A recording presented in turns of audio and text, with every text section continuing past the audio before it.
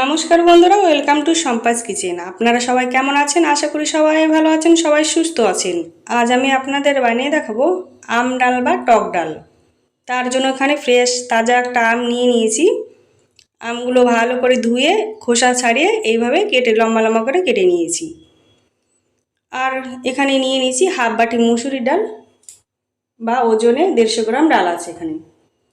একটা পাত্র নিয়ে নিয়েছি, এবার ডালটাকে ঢেলে নেব। ঢেলে নিয়ে এখানে ধুয়ে নেব ডালটাকে 2 থেকে 3 বার ভালো করে।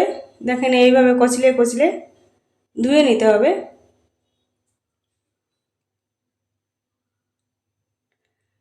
আমি ডালটাকে 3 বার ধুয়ে নিয়েছি।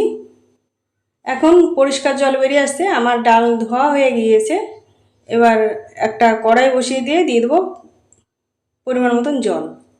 জলটা দিয়ে এবার ডালটা ধুয়ে রাখা ডালটা দিয়ে দেবো। ডাল দেওয়া হয়ে গেলে এবার ফুটতে দেবো, নাড়াচাড়া করে ফুটতে দেবো।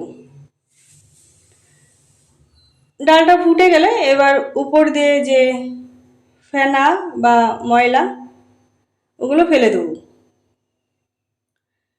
ফেলে দিয়ে এবার ঢাকা দিয়ে সিদ্ধ হতে দেবো। এবার কিছুক্ষণ পর ঢাকাটা খুলে চেক করে নেব সিদ্ধ হয়েছে কিনা।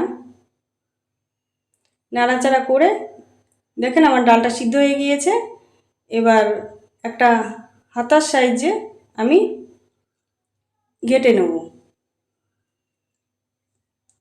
টক ডাল বা আম ডাল কম বেশি আপনারা বাড়িতে সবাই বানান।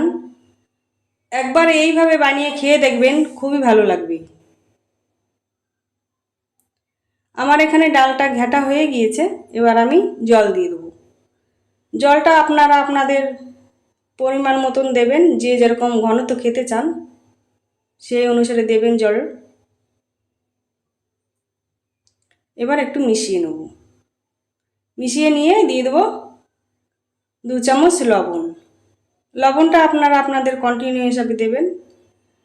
আর দিয়ে দেবো 1 চামচ হলুদ গুঁড়ো দিয়ে একটু মিশিয়ে নেব।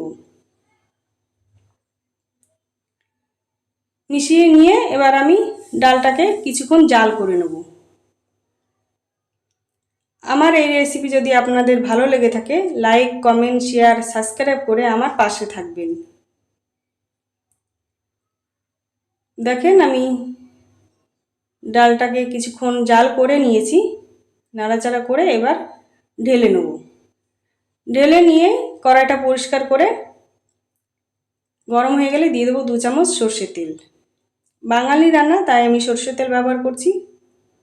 আর দিয়ে দেবো ফোড়নে কালো সর্ষে 1 চামচ। আর দিয়ে দেবো 5টা শুকনো লঙ্কা।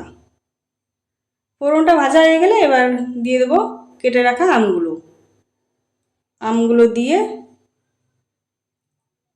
একটু ভেজে নেব।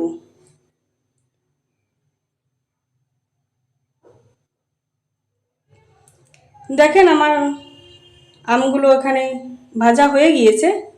এবার জাল করা ডালটা ঢেলে দেবো। ঢেলে দিয়ে নাড়াচাড়া করে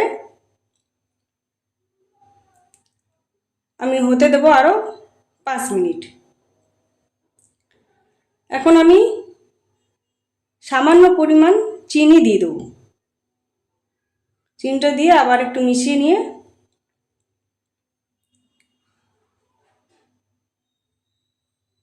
দেখেন আমার ডালটা হয়ে এসেছে, আমটাও সিদ্ধ হয়ে গিয়েছে।